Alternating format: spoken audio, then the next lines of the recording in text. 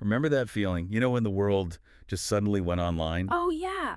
Vividly. One day you're like sitting in a classroom, the next you're just staring at a laptop screen trying to figure everything out. How to learn, how to work, just how to be in this completely new digital space. It was a massive shift. A huge jolt, Yeah. really, especially I think for university students.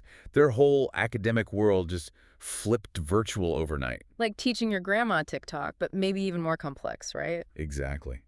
Well, today on the Deep Dive, our mission is kind of cut through all that digital noise. Uh-huh. We want to unlock what really made online learning tick, or, sometimes frustratingly sputter for those students during that really weird time. Yeah, we're going to dive into some key factors that influence their success. And there's some surprising things in there, actually. Things that are relevant for, well, pretty much anyone learning online today. Definitely. And to do that, we're digging into this really fascinating academic study from 2023. Right. And this one gives us a unique angle because it looks specifically at university students in Vietnam. Which is a perspective we don't often get in global research on this, is it? No, it isn't. It offers some fresh insights into what are often pretty universal challenges. Okay, cool. And we've got our deep dive toolkit ready, as always. Yeah. We'll be breaking down some of those academic terms that, let's be honest, can sound a bit intimidating at first. But a little bit like textbook jargon. Totally. Oh. But I promise you, by the end of this, they'll feel, well, really insightful, actually pretty intuitive, and super relevant to your learning journey. Whether you're a student or professional, just curious. Yeah. So let's get into it. Let's do it. Okay, so let's unpack this. The study points to a few, big players in the online learning game, the crucial ingredients. And two of the most important ones they talk about are self-regulated learning and intrinsic learning motivation. Right. Sounds like a bit of a mouthful, doesn't it? It really does. But trust me, once you get what they mean, they offer some really powerful ways to think about how we learn. Absolutely. Let's start with self-regulated learning, or SRO for short. Okay. Think of it basically as being your own personal learning CEO. Ah, okay, I like that. Your own CEO. Yeah. You're setting the goals, you're managing your time, you're even giving yourself feedback. So instead of someone else telling you what to do and when. Exactly. You're in charge. You're taking proactive control of your own learning path. Like becoming a learning ninja, Yeah. stealthily mastering your education. Huh. Yeah, something like that. The more formal definition, like from researcher Zimmerman, talks about the degree learners actively participate by monitoring and directing their own motivation, thinking, and behavior to achieve their learning goals. Right. But what's really critical here, and what that whole sudden online shift highlighted so clearly, is that online learning demands an even higher level of this skill. Because there's no teacher physically there looking over your shoulder. Precisely. You have to be that much more self-aware, that much more disciplined. You're the boss, the employee, and the HR department all rolled into one. That's a great way to put it. It's kind of like cooking a meal from scratch versus just getting a pre-made dinner. Ooh, I like that analogy. Explain. Well, in a traditional classroom, it's more like the pre-made dinner, right? The structure's mostly there. The ingredients are chopped. The instructions are on the box. Yeah. Yeah. Online learning, that's definitely more from scratch. Yeah. Have to be your own chef, plan the menu, find the ingredients, manage the timing, execute the whole thing. A lot more effort, potentially more complex. But maybe more rewarding if you pull it off. Exactly. Which brings us nicely to the next bit. Okay, which is intrinsic learning motivation. Another fancy sounding one. It does sound a bit academic, yeah. But this one's really about that inner spark, isn't it? That genuine curiosity that makes you want to learn. Yes. It's the difference between doing something because you have to like chores. Chores. And doing something because you actually want to, like getting lost in a hobby or playing your favorite game. Right, that feeling when you just get sucked into something. And that inner spark, as the study points out, it's not just a nice to have, it's crucial. Okay. The source talks about it as a combination of exploration, interest, and spontaneity, things that make you freely engage just to satisfy your curiosity or your desire to master something. Like diving down an internet rabbit hole about, I don't know, ancient Rome, just because it's fascinating. Exactly that. Not because there's a test, but because you genuinely find it interesting. That's intrinsic motivation. Okay. And what's really fascinating is how the study positions intrinsic motivation as a key predictor for how well students self-regulate. Ah, so they're linked. Very strongly. If you truly want to learn, if you have that inner drive, You're just inherently more likely to figure out how to learn effectively. So the wanting to helps you become the learning CEO. You got it. It provides the fuel for your self-regulated learning engine. Okay, so we've got these internal engines, being your own CEO, the SRL, and having that inner fire, intrinsic motivation. Right. But what about the actual stuff you're using, the tools? Right. That brings us to the tech side, Yes. Information Systems Success, or ISSM. And this isn't just about whether the Wi-Fi works, right? Thank goodness. No, it's definitely more than that. It's about the quality of the whole digital learning environment, the ecosystem. So the study breaks ISSM down into 3 key dimensions. These ideas actually go way back to Shannon and Weaver in like 1949, but they're incredibly relevant for understanding any digital system today. Wow. Okay, what are they? First, there's the technical level. This is pretty straightforward. Accuracy and efficiency. Like, does the platform load fast? Yeah. Or are you just staring at that spinning wheel of doom? Exactly. Are there glitches? Does it crash? Can you actually access what you need easily? Think of it like a car. Does it start reliably? Does it get you where you need to go without breaking down? Got it. Technical basics. What's next? Second is the semantic level. This is about the meaning quality of the information. So not just if the info appears, but if it makes sense. Precisely. Is the content clear, relevant, easy to understand? Are assignment instructions straightforward, or are they totally confusing? So it's about the clarity of the message itself. Yes.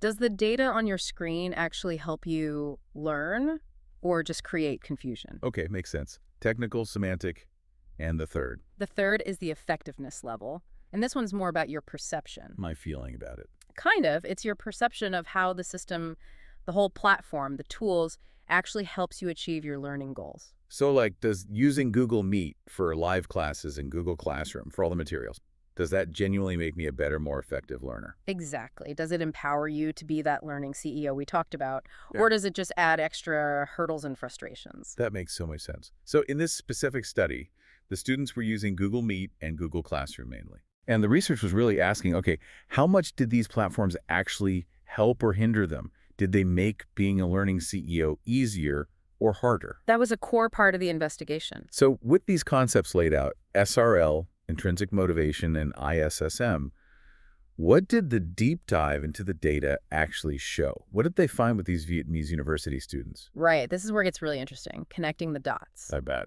So the study found several significant positive relationships. First, and this is huge for anyone building learning tech, Okay. frictionless tech seems to ignite desire. They found that information system success, good quality platforms, strongly boosts intrinsic learning motivation. So if the tech was easy to use, reliable, clear, students actually wanted to learn more. That's what the data suggests. It sparked their inner motivation. They wanted to engage more. Wow. Okay, what else? Second, a good system, a well-designed platform, also directly enhances online self-regulated learning. So good tools help you be a better learning CEO online. Makes sense, right? If the tools work well, you can focus on managing your tasks, your time, your learning, instead of fighting the system. Totally. Takes away a layer of friction. Exactly. And third, perhaps more intuitively, stronger. Intrinsic learning motivation leads to higher online self-regulated learning. So the inner drive helps you figure out the how-to of learning.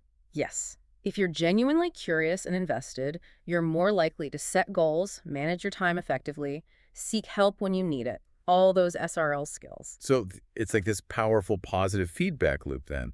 Good tech gets you excited, and that excitement makes you better at managing your own learning. That's a great way to summarize it. It's not just the tools, it's how the tools inspire you. Cool. And actually, the study highlighted something called a mediation finding, which makes this even more powerful. Mediation. Okay, what's that? It basically means that intrinsic motivation played a significant mediating role. So a great learning system doesn't just directly help you self-regulate. It also first boosts your intrinsic motivation, your desire to learn, and that increased desire then makes you a better self-regulator. Okay, so it's like a chain reaction. Exactly. Think of it like a really smooth, well-maintained bicycle. That's your good information system. Right, makes you want to go for a ride. That desire, that's your intrinsic motivation kicking in. Right. And because you want to ride, you become a better, more self-directed rider. Maybe you tackle longer routes, manage your energy better. That's your self-regulated learning improving. Precisely. The good system sparked the desire, and the desire improved the skill. One thing fuels the next. That's a really neat finding. Okay. Now, for something that, well, it might surprise people. Uh-huh. Given all the chaos of the pandemic, the lockdowns, the uncertainty, the fear, you'd absolutely expect stress to be a huge negative factor. Yeah, you'd think it would hammer motivation and make self-regulation much harder. That's the common assumption. And a lot of research backs that up usually. It was an incredibly stressful time for so many. Absolutely. But the study's findings here were quite unexpected. Oh, They found no significant relationship between the students' perceived stress and either their intrinsic learning motivation or their online self-regulated learning. wait, really? No significant link. So all that stress didn't statistically seem to drag down their motivation or their ability to manage their learning. According to this data, no. Which seems counterintuitive, Well, doesn't that- it, given everything we went through globally? It really does. But were they actually stressed? Or were these just unusually calm students? That's the crucial context. No, they were stressed. The study makes that clear. Most participants reported moderate to high levels of stress. Okay. The average stress score was 3.43 out of 5. And get this, 76.6% reported moderate stress, and another 18.8% reported high stress. Wow. Okay. So stress was definitely there, a big factor in their lives. A constant companion for many, yes. So Yeah. why didn't it seem to negatively impact their learning motivation or regulation in this study? Well, the researchers offer a really fascinating explanation. They suggest that the students' already high levels of self-regulated learning skills might have actually helped them overcome the potential negative effects of the stress. So their SRL skills acted like a buffer? Sort of. They suggest the students engaged in something called instrumental regulation. Think of it like this. Stress isn't always just a brick wall that stops you. Sometimes it's like a strong current. Okay. Instead of being swept away, these students, because they had strong SRL skills, they knew how to manage their time, focus, goals. They kind of learned to steer with the current. So the stress became manageable or even useful. Potentially, yes. Yeah. It might have become what some call facilitative stress or estress, that good kind of stress that pushes you to adapt and perform, rather than debilitating stress or distress that just shuts you down. Like finding a way to make the pressure work for you, not against you. Exactly. It's like their strong self-regulation skills gave them the tools to navigate the stress effectively, maybe even channel it. So their learning CEO skills were so robust, they could handle the stress without it derailing their motivation or learning management. That's incredible resilience. It really is. Yeah. And it powerfully highlights just how vital those self-regulation muscles are, doesn't it? Especially when unexpected challenges hit. Whether it's a global pandemic or just, a really tough project deadline. Exactly. Okay, so bringing this all together, what does this mean for us? If you're designing an online course or you're studying online yourself or maybe just trying to learn something new digitally, what are the practical takeaways? Well, I think there are a few key things. For educators and anyone involved in designing learning technology, this study really shouts, don't just focus on the academic content. Focus heavily, really heavily on the quality of the system itself. The ISSM stuff, technical, semantic, effectiveness. Yes. Make it user-friendly, make it reliable, make sure the information and instructions are crystal clear and accessible. Reduce that friction. Absolutely. The study specifically recommends a UX-centered, design user experience-centered, thinking about the learner's journey first, and building in functions that actively stimulate students' self-directed learning. Like tools that help them set goals, track progress, manage time within the platform itself. Exactly. Design a system that encourages and supports being a good learning CEO, not one that hinders it. Build that smooth bicycle we talked about. Right. Okay, and what about for us, the learners? For learners, the power of intrinsic motivation really shines through here, doesn't it? Yeah, that inner spark. Find what genuinely sparks your curiosity, what makes you want to explore and master something, because that inner drive is just such a major fuel for developing those self-regulation skills. So lean into your interests. Definitely. And if you find yourself struggling with online learning, don't just kind of hope it gets better. Actively work on developing your SRL strategies. Like goal setting, time management. Knowing when and how to seek help, that's a big one. Self-evaluating your progress. These are skills you can actively practice and improve. They're powerful tools in your own learning toolkit. So it sounds like instead of just passively accepting online learning, we can be proactive, both in designing better systems and in cultivating better personal learning habits. Precisely. And we shouldn't forget the broader context here, The too. Vietnam focus. Yeah. By focusing there, this study fills a really important gap in the research. It reminds us that while cultural contexts and specific circumstances like a sudden pandemic shift matter, they can offer unique insights. It broadens our understanding beyond just Western contexts. It does. It shows that while contexts vary, some of these core drivers of effective learning good systems, intrinsic motivations, self-regulation, seem to echo across different settings. Okay, so to wrap up then, while a really good online learning platform, good ISSM, can definitely set you up for success. And your inner motivation, that intrinsic spark, is like a superpower. This deep dive really shows us that the real magic often happens when you become your own highly skilled, self-regulated learner. That SRL piece is key. It seems to be incredibly powerful, especially for resilience. Yeah. Which kind of makes you wonder, doesn't it? In a world where online interaction, remote work, digital learning, it's all increasingly common, and adapting to new tools is constant. What new self-regulation muscles are we all building, maybe without even fully realizing it?